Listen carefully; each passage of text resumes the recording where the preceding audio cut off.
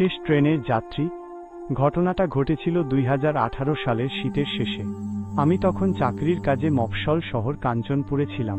কাজ শেষ করে ঢাকায় ফেরার একমাত্র উপায় ছিল রাত 11:45-এর লোকাল ট্রেন, যেটাকে সবাই শেষ ট্রেন বলেই চিনত, কারণ ওই লাইনে এরপর আর কিছু চলত না। স্টেশনটা প্রায় ফাঁকা, দু-একজন চাওয়ালা আর কয়েকজন ঘুমন্ত কুলি। বাতাসে কেমন একটা স্যাঁতসেঁতে গন্ধ, পুরনো লোহার, ভেজা মাটির আর জ্বালানো কয়লার।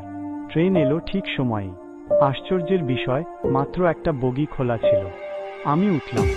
ভেতরে ঢুকে প্রথমেই ঠান্ডা লাগলো। শীতের চেয়েও আলাদা ঠান্ডা, যেন কারো নিঃশ্বাস নেই এখানে। বগির মাঝখানে এক বৃদ্ধ বসেছিলেন।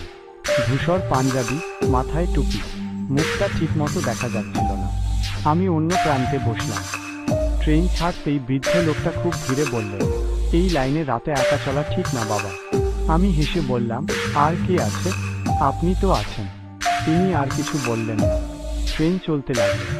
জানালার বাইরে অন্ধকার, মাঝে মাঝে জঙ্গল, মাঝে মাঝে পরিত্যক্ত স্টেশন। হঠাৎ খেয়াল করলাম ট্রেনের শব্দ নেই, চাকার ঠকঠকানি নেই, শুধু বাতাস কেটে যাওয়ার একটা ফিসফিস। আমি উঠে দাঁড়িয়ে দরজার কাছে গেলাম। বাইরে তাকাতেই শরীর জমে গেল। রেল লাইনের পাশে দাঁড়িয়ে আছে কয়েকজন মানুষ। না, মানুষ না, ওদের চোখ নেই, মুখ ফাঁকা, কালো গর্তের মতো।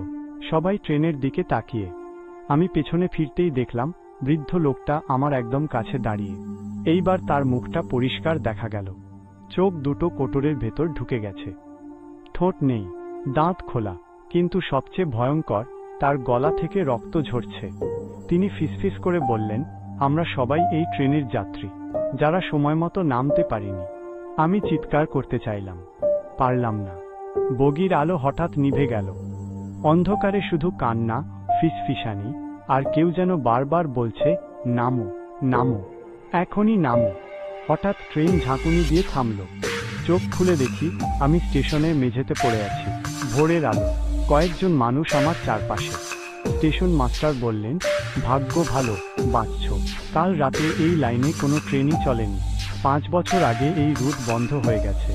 শেষ ট্রেনটা দুর্ঘটনায় পড়ে, সবাই মারা যায়। আমি কাঁপা গলায় জিজ্ঞেস করলাম, তাহলে আমি কিভাবে? তিনি আমার দিকে তাকিয়ে খুব নিচু স্বরে বললেন, তুমি একা না, মাঝে মাঝে কেউ কেউ সেই ট্রেনে উঠে পড়ে। আমি তখন লক্ষ্য করলাম আমার হাতের মুঠোয় একটা পুরনো টিকিট, রক্তে ভেজা, তারিখ 2013, আর তার পেছনে লেখা, যাত্রা অসমাপ্ত। বেশ গাছ